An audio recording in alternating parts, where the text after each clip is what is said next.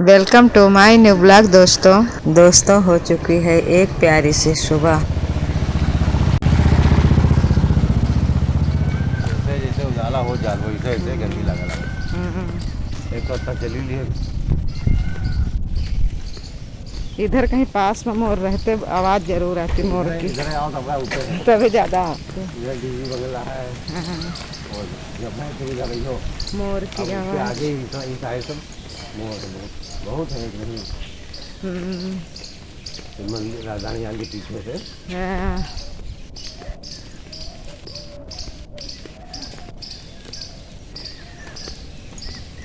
ये वाले पेड़ में फूल देखो एकदम लाल है, रेड कलर के। ये सामने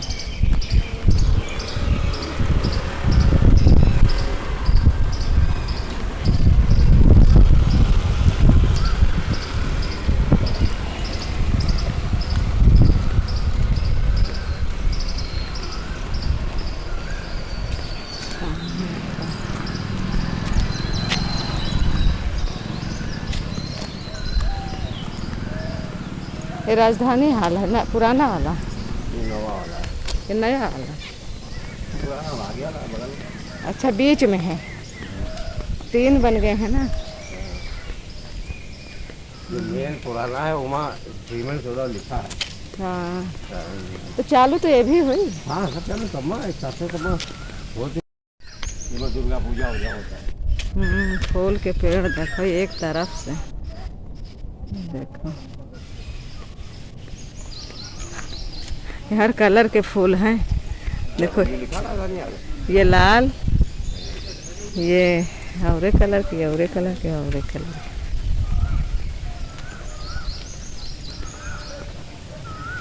ये देखो ये देख रहे हो सीमेंट से लिखा राजधानी हाँ, हाल। मतलब मेन यहाँ है पुराना सबसे पहले वाला। अभी तो सब बाद में लिखा पूरा राजधानी हाल। पूरा राजधानी हाल लिखा।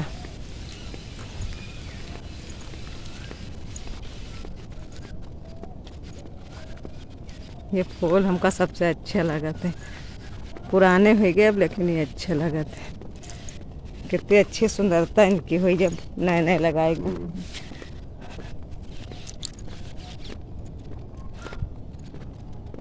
फिर वाले पूरा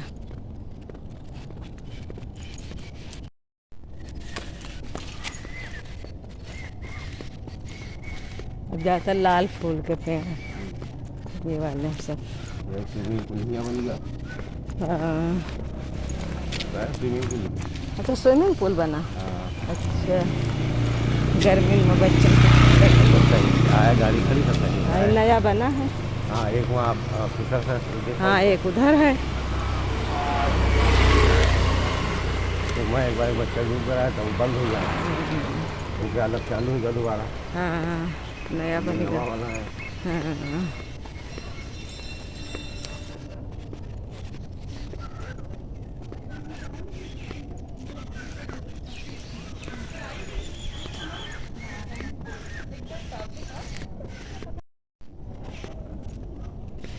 मंदिर है पीछे का।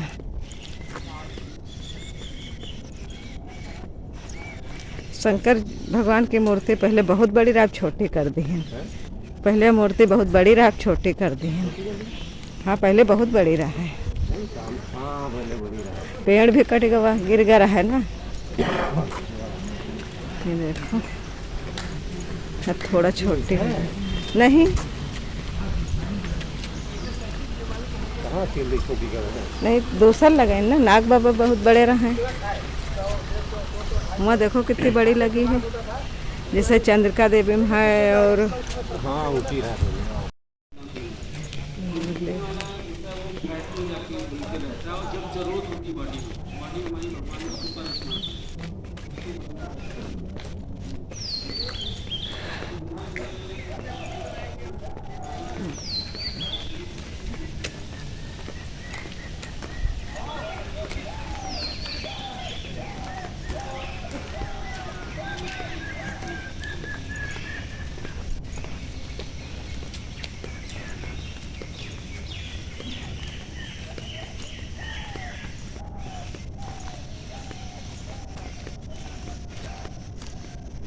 यहाँ ये गैस गोदाम है। यही है हाँ, अपने हो गया। ये नहीं, आगे आगे वाला। ये तो स्टेशन लिखा, मंदिर सब स्टेशन। मंदिर सब स्टेशन, मतलब ये पंपिंग सेट है अच्छा मंदिर के बगल वाला। अच्छा। अपने हो गैस तो वो दिक्कत हो, समझो गोदाम भी वही हम्म, पर्ची बुक कराओ तो यहाँ ले आओ, फिर यही सब घर पर दे जाते। कितना भारी पीपल का पेड़ है। बहुत पुराना, जय। बहुत पुराना।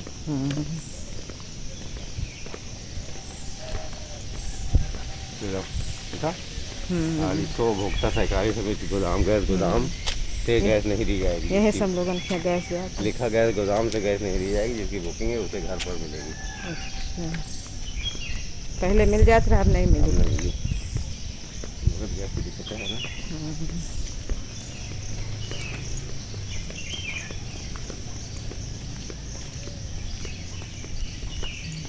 इसका पेड़। माना नगर इंटर कॉलेज है। ये मानव नगर इंटर कॉलेज यहाँ पहले हुआ रहा है, वो अपनी पालिक हुआ उधर रहा है। बीमा हम लोग पढ़े रहे अच्छा 8वीं तक। बाद में नहीं आए, वो पालिक नहीं अपने गाँव सामने वाला, हाँ हाँ। वो प्राइम बताइए नहीं कहो, कोई हमारा स्कूल है। अच्छा पहले हुआ रहा है। पहले हुआ रहा है 8वीं तक रहा है, अब यही है इंटर तक है। अच्छा सब पर भी नवी सब तो 13 में पढ़ी न, हम तो बात सब लोग पढ़े रहे। अभी थोड़े दिन में जामुन गिरे वाले हो गए हैं, सब लगे हैं। जामुन का पेड़ है, ये देखो। अब एक बार पानी भर गया। एक आधे गिर भी रहे हैं। हाँ हाँ, ये देखो पक रहे हैं। देखो हाँ, ये वाला हाँ, सबसे ऊपर पर हाँ, लगे भी हैं। ये माना नहीं। टहल के आ गए हैं और चढ़ा दी है चाय। हमारी चाय बन रही है, देख के सबको लालच आ जाता। यहाँ पे सब्जी हमने काट लिया है, चाय भी बन गई तो उसको हटा दिया। वही देख रहे, हस्बैंड जी को देने जा रहे थे, वही देख रहे हैं। और इधर कुकर चढ़ा दिया है, उसमें तेल गरम हो गया तो प्याज लहसुन हरी मिर्च अदरक सब डाल दिया, भून रहे हैं। आज सब्जी बनाने जा रहे हैं आलू और टमाटर की केवल, क्योंकि ऐसा हुआ सब्जी बनाने का खाने का किसी का मन नहीं था। लेकिन फिर सोचा कि आप टिफ़िन में क्या देंगे, और हस्बैंड जी तो अकेले होते घर में, खा लेते तो चटनी वटनी बना देते, क्योंकि सब्जी खाते खाते हम ही उब जाते हैं। तो रखी भी थी सब्जी और दाल भी रखी थी, तो वही कह रहे थे कि इतना तो रखी है, क्या बनाओगी, ना बनाओ। फिर हमने सोचा चलो थोड़ा सा आलू की बना लें, तो वही आलू काटे, उसी की आलू की बनाए रसेदार सब्जी। छौंक रहे हैं, अच्छे से थोड़ी देर भूनेंगे और भूनने के बाद इसमें जितना पानी ग्रेवी हमको चाहिए, बहुत ज़्यादा इसमें पानी। सब्जी बनने के बाद फिर हमने रोटियां भी सेक ली थी, और रोटियां सेकने के बाद फिर हस्बैंड जी को खाना दिया था। और इधर आटा भी हमने लगा के रख लिया है। यहाँ पे दिखा रहे हैं सब्जी हमारी पक गई है, बनकर रेडी हो गई। उसमें धनिया डाल दें आखिरी में, अब बिल्कुल बन गई है, पक गई।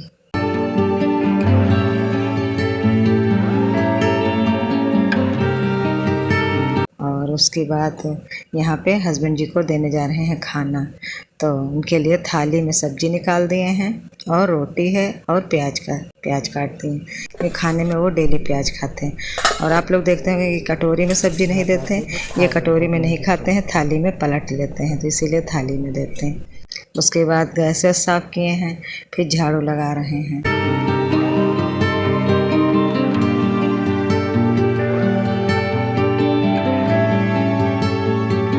फिर यहाँ पे वही बर्तन धुल रहे हैं, कुकर सब्जी के बर्तन खाली कर लिए थे, और जो हस्बैंड जी ने खाया था उनकी थाली वाली थी, तो वही यहाँ पे हम बर्तन धुल रहे हैं। बर्तन सुबह सुबह तो थोड़े निकलते हैं, लेकिन हम तुरंत धुल लेते हैं।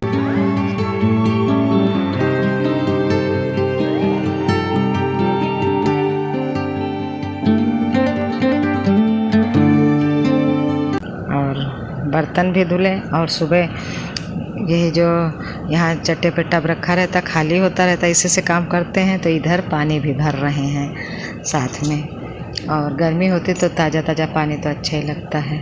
अब यहाँ पे आ गए हैं पोछा लगाने, तो गैस भी पोंछ दिए, साफ़ कर दिए गीले कपड़े से, और उसका पत्थर भी साफ़ कर दिए हैं। अब हम तो पत्थर ही कहते हैं, इसको भी साफ़ कर देते हैं गीले कपड़े से। फिर नीचे के फर्श पे पोछा लगाएंगे। पहले ये सब यहाँ के ऊपर पत्थर पे जो सामान छोटी मोटी होती है उनको हटा हटा के साफ़ कर देते हैं, तो एकदम साफ़ सुथरा लगने लगता है।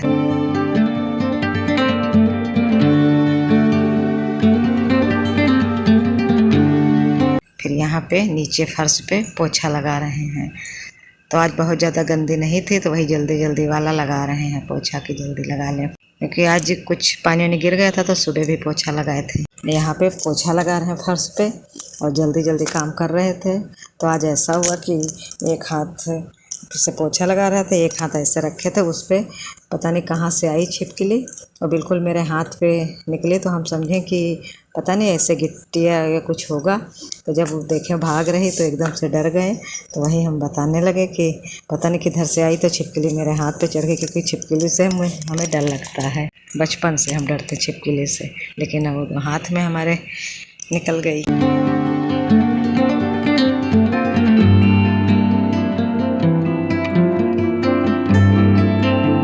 फिर आ गए हैं पोछा लगाने के बाद कपड़े धुल रहे हैं।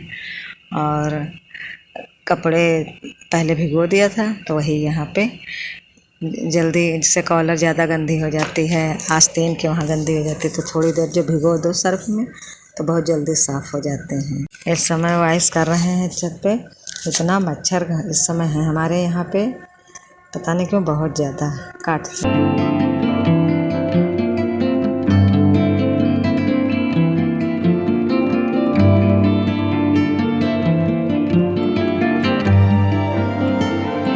यहाँ कपड़े भी धुल गए और बर्तन भी धुले थे, तो इस जगह को अच्छे से साफ़ कर देंगे और अभी साफ़ कर देते हैं। उसके बाद यहाँ पे दिन भर धूप रहती है, तो यहाँ पे कोई काम नहीं होता है दिन में, तो एकदम सूखा पड़ा रहता है, तो बहुत अच्छा लगता है हमें। और बच्चों को भी मना करते हैं कि अब दोपहर में यहाँ पे पानी मत डालो, क्योंकि जब बहुत ज़्यादा कड़ी धूप होती है तो स्लैब जैसे छत है, ये चट्टा सूख जाए कड़ी धूप में, फिर उसके बाद पानी डालो तो चटकने का डर रहता है ज़्यादातर कड़ी धूप में। तो वही धुल के सुबह सुबह डाल देते हैं, तो सूखा पड़ा रहता है बढ़िया। शाम को फिर यहाँ पे फिर पानी रखते हैं। उसके बाद कपड़े छत पे फैला दिए गए, तो आधे कपड़े आज नीचे डाले गए हैं, आधे ऊपर, क्योंकि नीचे भी धूप रहती सूख जाते हैं। लेकिन हमने कहा ये शर्ट वर्ट ऊपर फैला दो, तो आज कपड़े बिटिया फैलाने आई थी और हम चले गए थे नहाने, क्योंकि सुबह से जगो 5 बजे से 4 बजे से, तो काम करते रहो, तो यही मन करता गर्मी में कि अब जल्दी से नहाए धोएं, अपना नाश्ता पानी करें। यहाँ पे हो रहा है हमारा नाश्ता, चाय नाश्ता। यही पल हमें बहुत ज़्यादा सुकून देते हैं। ये पल हमें, क्योंकि काम पूरा हो जाता है और हस्बैंड और बेटा सब लोग चले जाते हैं ऑफिस के लिए, तब यहाँ पे हम अकेले अपना टीवी देखते हैं और नाश्ता करते हैं। तो दिन भर की सुबह की जो काम करते हैं उसकी थकान सब दूर हो जाती। यह है शाम का वक्त। ये यहाँ शाम को आए हैं पेड़ों में पानी डालने। यहाँ पर भी हम शाम का खाना हमारा बन गया है, बना के आए थे। पहले पानी भरे, 5 बजे शुरू कर देते हैं, शाम का काम हमारा 5 बजे से शुरू हो जाता। तो पहले भरे हैं पानी, उसका हमने कोई वीडियो नहीं बनाया। उसके बाद बनाया खाना, दाल चावल रोटी। तो जब पानी भर रहे थे तो पहले सोचा कि जाए पेड़ों में डाल आए, फिर देखा कि अभी उजाला ज़्यादा है, हल्की हल्की धूप भी थी, तो हमने कहा चलो तब तक के खाना बना लेते हैं। तो खाना बनाया, दाल चावल रोटी, तो टाइम उसमें हो गया। फिर निकले तो अब गर्मी लगी थी, तो जा रहे थे नहाने। और खाना बनाने के बाद थोड़े बर्तन भी धुलते हैं, वही पीढ़ा और बेलन वलन जो बर्तन होते हैं उनको धुलते हैं। उसके बाद फिर हमने सोचा पानी डाला है, फिर हमको गर्मी लगी थी, तो वही फिर हम पहले नहा लिए। हमने कहा नहा लें फिर ऊपर जाएं, थोड़ी देर टहलेंगे भी। तो वही नहा के तब आए हैं ऊपर पेड़ों में पानी डालने। यहाँ पे हमारे पेड़ हरे भरे हैं, क्योंकि दोनों टाइम पानी डालते हैं, तो हमें बहुत ज़्यादा अच्छे लगते हैं। और शाम टाइम इधर उधर देखो अगल बगल, तो आज तो सूर्य भगवान अस्त हो गए थे तब आए थे। 2-3 दिन से आ नहीं पाते हैं ऊपर, देर में आते हैं।